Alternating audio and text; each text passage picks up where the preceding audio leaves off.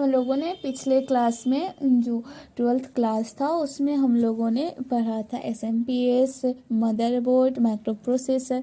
SMPS switch mode power supply जो कि transformer के जैसा काम करता है। मदरबोर्ड जिससे सारे वायर सारे डिवाइस कनेक्ट रहते हैं। Hard disk, input output and जो रहता है मेमोरी का वो उसमें कनेक्ट रहता है।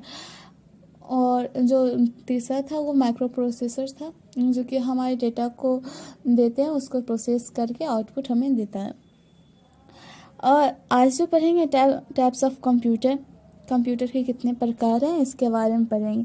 There are 3 types of computer according to used components.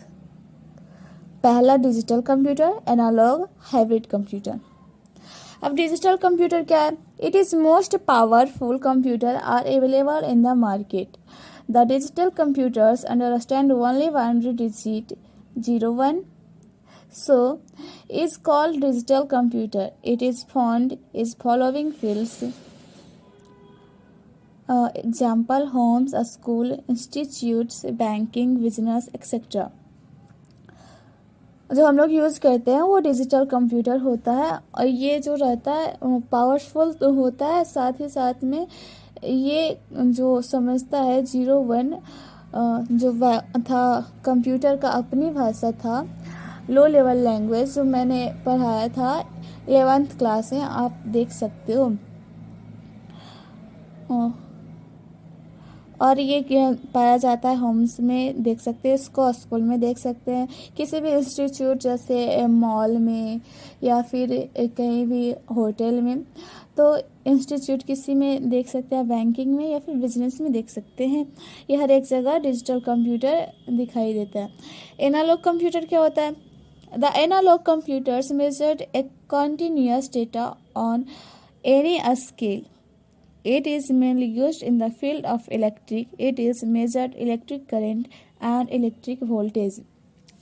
Analogue computer power grid में होता है। अगर आपके आसपास पावर ग्रिड है तो वहाँ आप जा कर के देख सकते हैं कि एनालॉग कंप्यूटर कैसा होता है। एनालॉग कंप्यूटर जो होता है वो कंटिन्यूस डेटा को माप सकता है, सो इसलिए इसका एनालॉग कंप्यूटर नाम पड़ा है।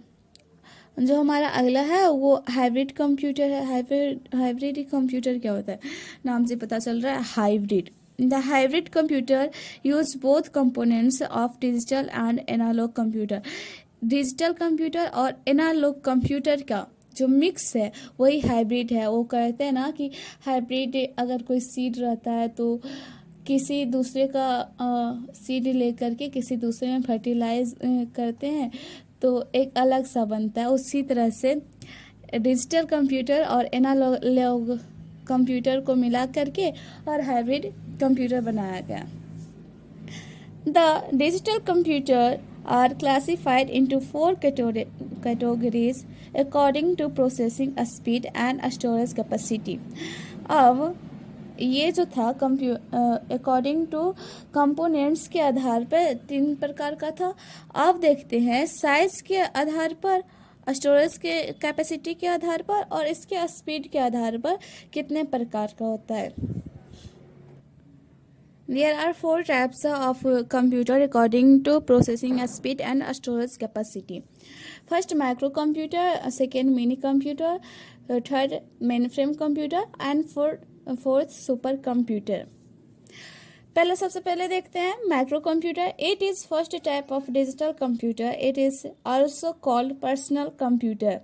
It found in the field of homes, school, institute, business etcetera. Micro computer को हम पर्सनल कंप्यूटर भी कहते हैं।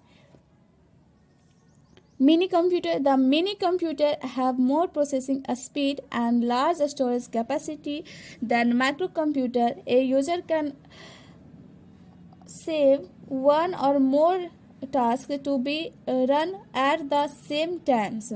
मिनी कंप्यूटर क्या है? मिनी कंप्यूटर माइक्रो कंप्यूटर से थोड़ा एडवांस है। इसका जो स्टोरेज कैपेसिटी है और प्रोसेसिंग स्पीड है वो माइक्रो कंप्यूटर से थोड़ा बढ़ जाता है। और मिनी कंप्यूटर में एक ही टाइम में हम एक से अधिक काम कर सकते हैं। किसमें? मिनी कंप्यूटर में। अब तीसरा क्या है? Main frame computer. The main frame computers have more processing speed and large storage capacity than mini computer. One or more user can solve our task on a computer at the same time.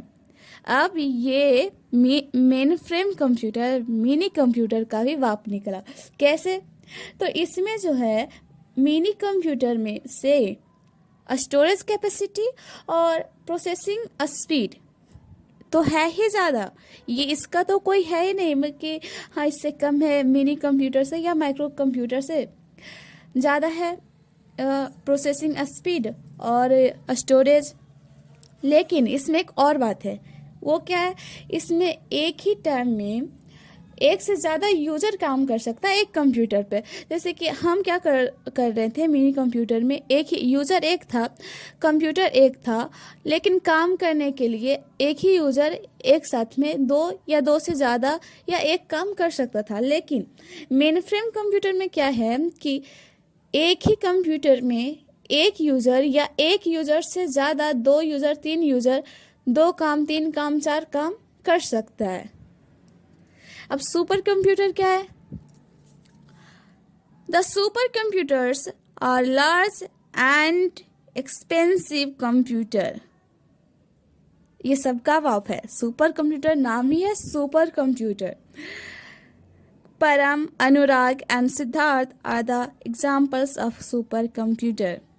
अभी तक 3 ही India में super computer है, जिसका कि नाम है परम, अनुराग and Siddharth. ये बहुत इम्पॉर्टेंट है, इसे आप हाईलाइट कर सकते हैं। जो है सुपर कंप्यूटर का एग्जाम्पल्स अभी तक इंडिया में 3 ही है, परम, अनुराग एंड सिद्धार्थ। ये क्या है? बहुत ही एक्सपेंसिव है, हम लोगों की बस की बात नहीं है सुपर कंप्यूटर खरीदना। नॉट इम्पॉसिबल, बट उसके लिए आपको अगर आपको चाहिए तो उस मुकाम पे पहुंचना पड़ेगा जहाँ की सुपर कंप्यूटर पा सकते हैं।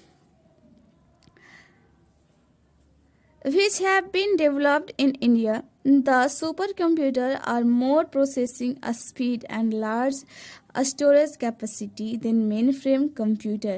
ये mainframe computer से भी ज़्यादा storage capacity रखता है और processing speed रखता है।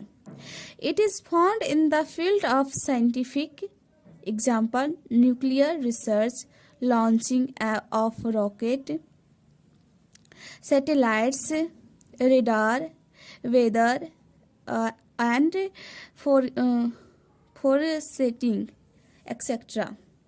तो ये था हमारा कंप्यूटर का टाइप, जो था इसके कंपोनेंट्स के आधार पर 3 था, डिजिटल, एनालॉग एंड हाइब्रिड। लेकिन स्टोरेज कैपेसिटी के आधार पर और प्रोसेसिंग स्पीड के आधार पर 4 हो गया, micro computer, mini computer, main frame और सुपर।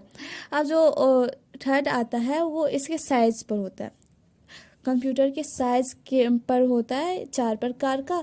वो मैं ऐसे ही बता देती हूँ आपको। लैपटॉप होता है, एक पीसी होता है और टैब होता है और एक नोटबुक होता है। फिर से आप सुन लीजिए, लिख लीजिएगा आप। According to size there are 4 types of computer. First PC, personal computer, laptop, notebook and tablet, जिसे हम टैब कहते हैं। नेक्स्ट क्लास में हम पढ़ेंगे सॉफ्टवेयर के बारे में। तब तक के tata, bye bye, stay at home safe.